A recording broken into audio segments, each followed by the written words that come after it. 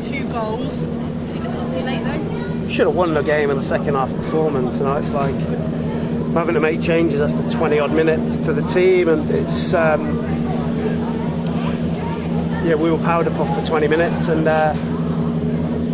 tweaked a couple of bits, and from then on in we looked as though we were going to be a threat. How disappointed were you with that early play from your side? I mean, as you say, you made the change just after the second goal. Max Hunt was sacrificed, but I imagine you could have made a few changes if you wanted to. Yeah, I think a lot of it's fear.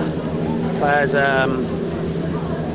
frightened to make a mistake, but we haven't got time for that. You know, you've got to seize the moment. If you get an opportunity in the team, you've got to take it. And so the changes we made affected the game, and we ended up getting something out of it.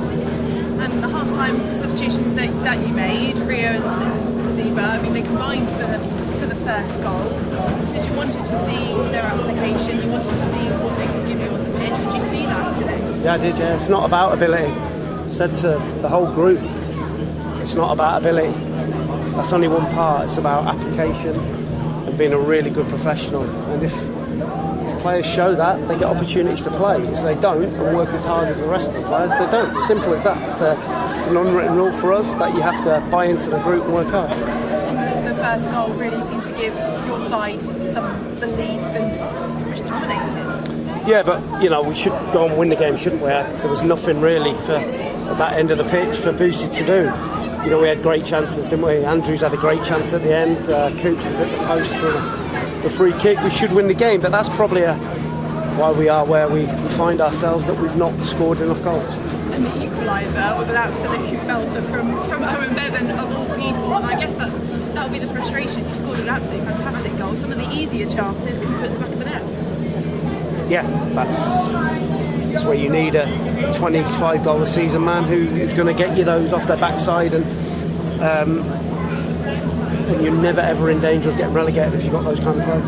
It felt like a change in attitude to the players as well. They did look quite beaten in the first half, but it's amazing what goals can do. But how are they feeling on the final whistle? Because that's 8 points adrift now with only just 9 to play for. Yeah, of course they're frustrated by what's happened, and like I said last week, it didn't need to happen, but it has, and we have to see it now as rock bottom for the club. And I think everyone now needs to look at it as a chance to rebuild. It's a chance to put real good building blocks in place, right people in the right positions, recruit a really good squad on top of the boys. We've got some exciting players at the club for next year, and we've got to add to that, but it's got to be the recruitment has got to be spot on. So if you get it wrong at the start of the season or during the season, it's really difficult to recover. There's a lot of uncertainty as to whether a takeover is going to happen. How much are you looking at the future in terms of the players that you've got? I don't think I get excited about the future. As I said, when I came here, I'm desperate to build the club and to put it back where it belongs. I still want to do that, but it's not what it said on the tin.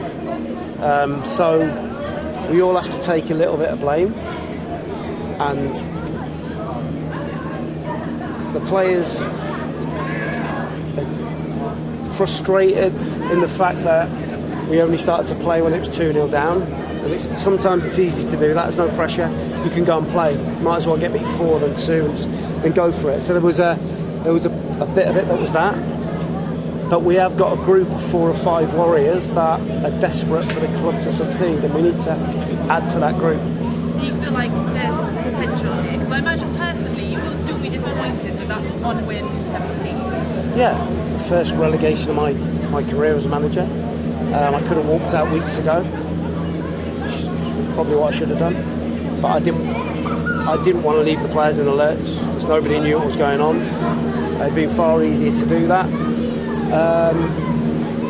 But hey, that's where we are. But it is what it is now. We've now got to recover, fight back, and be ready. We've spoken about it a lot, but that support again, particularly when they saw the real fight in that second half, they got behind the players, didn't they? That's all they want to see. They just need clarity of what's going on. Then they can make the right decision, their own decisions about who's this and who's that, can't they? And I think that's important. When they know what's going on, then they can make the right decisions. And we want to give them that every week.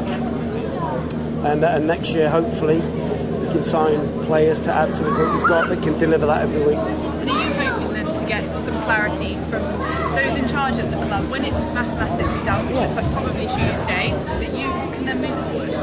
Yeah, there's no secret of the fact that things will happen if the takeover goes through. There's not going to be here. There's no point beating around the bush. But I want to be here, and look, nobody knows what's going to happen. Takeover's been going on for a long time now, and for the sake of the supporters and the really good people that work at the club, that work in the offices every day, the media guy, the secretary,